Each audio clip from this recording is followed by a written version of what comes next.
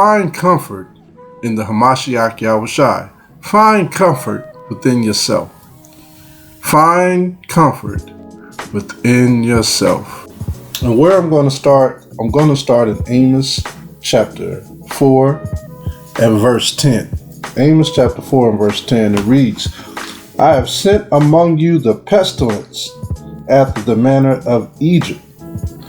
Your young men have I slain with the sword, and have taken away your horses, and I have made the stink of your camps to come up unto your nostrils.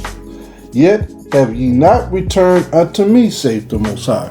Now this is the northern kingdom of Yasharallah. This is the last time they were in Israel. All right. Verse 11. I have overthrown some of you, as the Most High overthrew Sodom and Gomorrah, and ye were as a firebrand plucked out of the burning. And when you look at that verse, the northern kingdom went into captivity under the Assyrians. They went into the Assyrian captivity. Not all the northern kingdom went into captivity. A lot of them died right there. A lot of them died fighting the Assyrians. And they went into the spirit world. Now you have to ask yourself, were they ready for the spirit world? Were they ready to meet their maker at that particular time? It reads, Yet have ye not returned unto me, saith the Most High. It says that they never returned to him, so they were not ready to meet their maker. Therefore, thus will I do unto you, O Yasharallah, and because I will do this unto you, prepare to meet thy power of Israel. Now, Amos was a prophet of the northern kingdom, just like Jonah was a prophet of the northern kingdom. And Amos did not grow up in the city. He was a country boy. He came from a country farming area. But he didn't hold back no punches. He gave things in simple terms. He was straightforward and straight to the punch with everything that he brought, thus saith the Most High.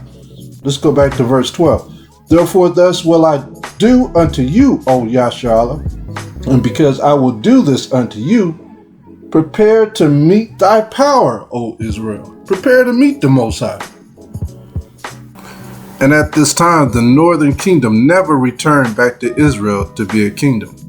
They would drift back, and at that time, that's when the Babylonians came upon them and took the southern kingdom and the leftover northern kingdom into captivity. So all of Israel went into captivity, but a lot of Israel died. They got slain by the sword.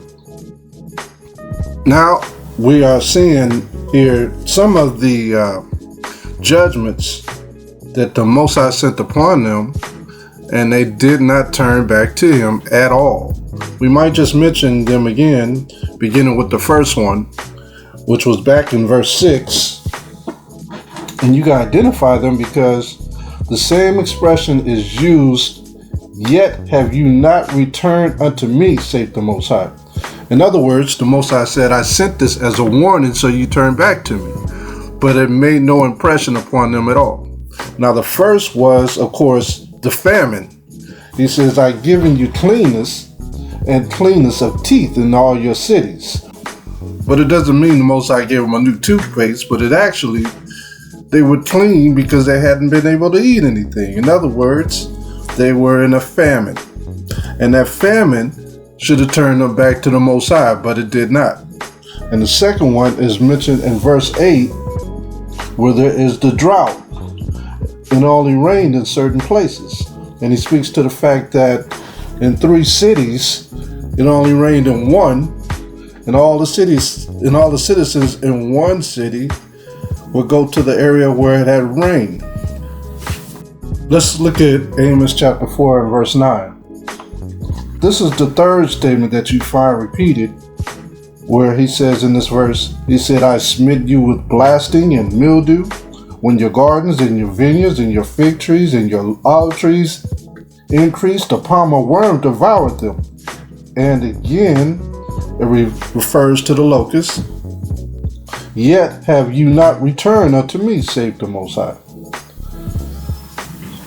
So he was contemporary at this time with Hosea.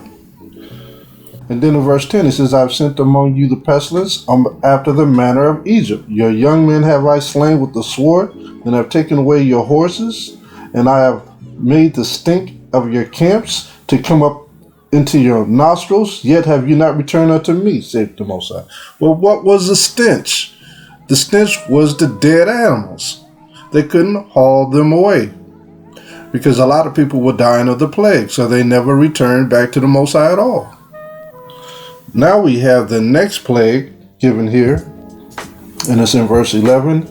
He says, I've overthrown some of you, as the Most High overthrew Sodom and Gomorrah, and you were as a firebrand plucked out of the burning. Yet have you not returned unto me, saith the Most High. A lot of people see this as a similitude of the other plagues. This gives a background to the prophet Jonah. He was sent to Nineveh, and at that particular time, the Assyrians was making foray in the kingdom of the north, and would strike there, and they were doing guerrilla warfare all over the place, where the Assyrians would take the whole entire community into captivity. So the Most High used the Assyrian to be like a bird to peck here and there, to take them all into captivity. Now, verse 12, it reads, Therefore, thus will I do unto thee, O Israel, because I will do this unto thee. Prepare to meet thy power, O Yasharallah. Now, he doesn't tell them here what he's going to do. But he said, here, I'm going to do this unto you. And because I will do this unto you, well, of all things, it's going to be a surprise to him. And it was the Assyrian captivity. That is, Assyria came down upon them suddenly and took them away into captivity. In other words, they just didn't believe the Most High. And the interesting thing here, though, is he goes beyond these judgments and says, prepare to meet thy power, O Israel. Because when Assyria came down, they didn't take all the people into captivity. They left a few, as we shall see in the next chapter. But many of them, like I said before, they were slain. And that meant that they were going to meet the Most High in death. Prepare to meet your power, O Israel. And that is a message for every individual today. A friend of mine that the Most High dealt with very indefinitely because of the sin that was in his life, he told me the story of how the Most High had dwelt with him.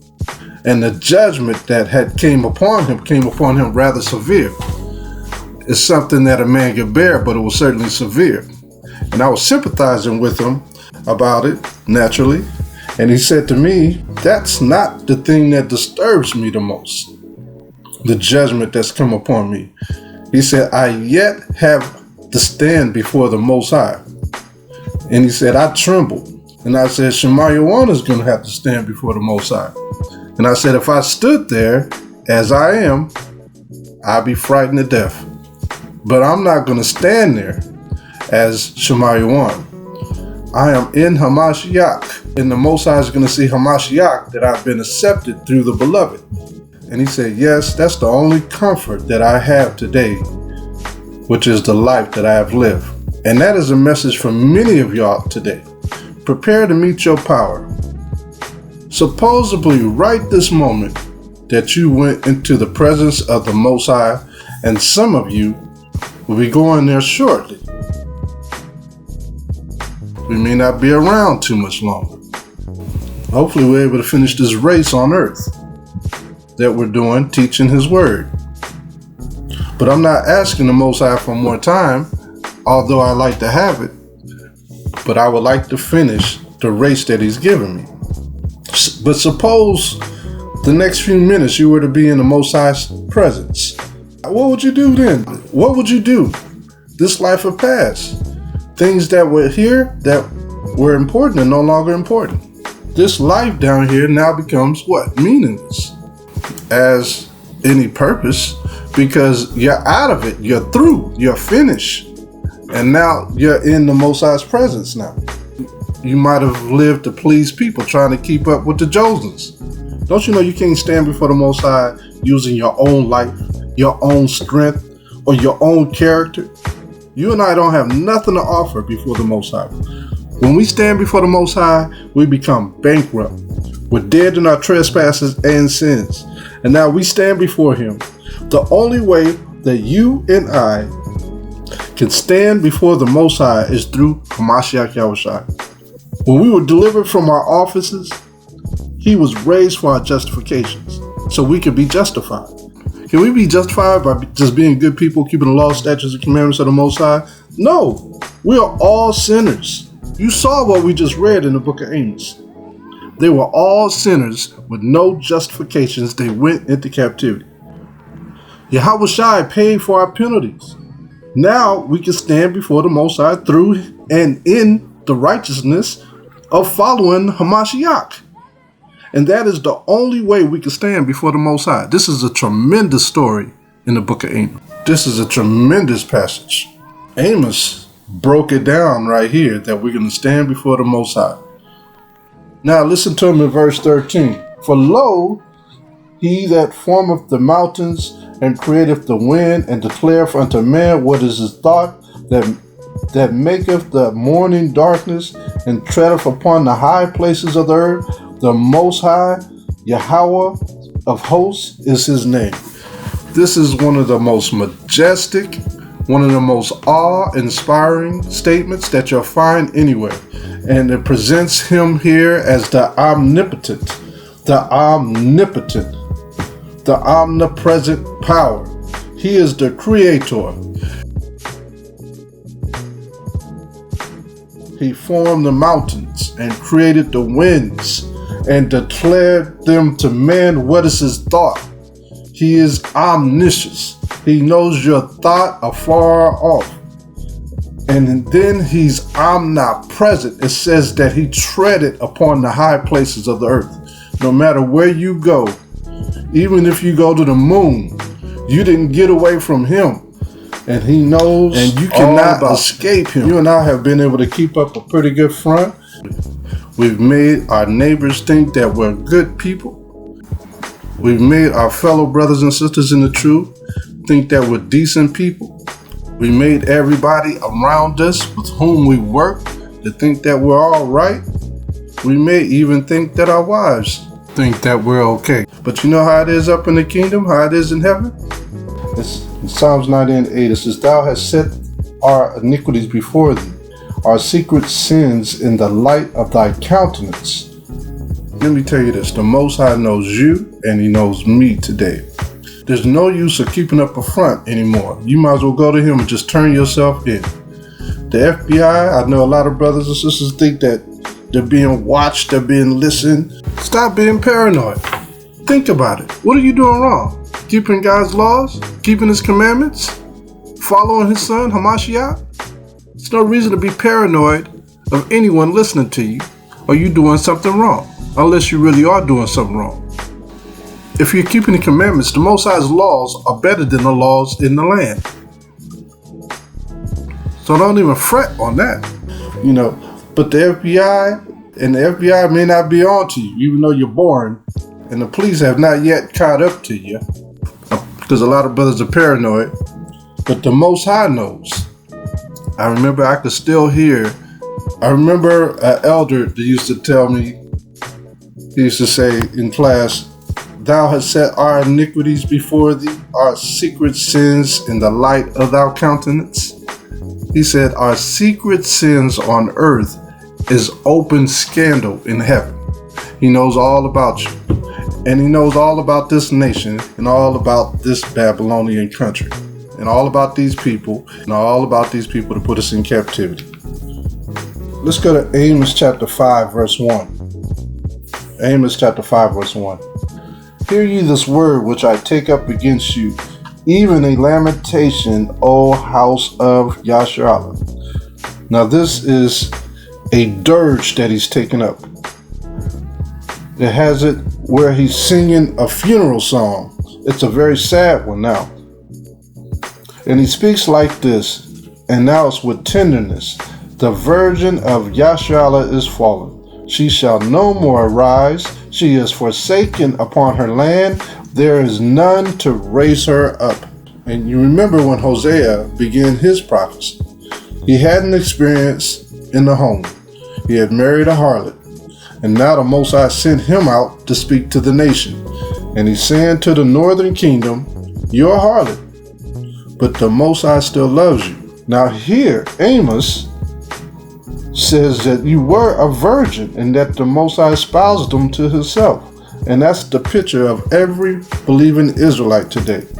Like he said in the book of Corinthians, Paul said, I have espoused you as a chaste virgin to Mashayach. And so he's saying when we came to the Mashayach, all our sins were forgiven. How many times have you messed up since you've been forgiven? Did you really repent? Or was it make-believe? See, there's three types of believers in the truth. There's the true believers, there's the make-believers, and then there's the unbelievers. Which one are you? Have you played the harlot yet? Have you been led back into the world?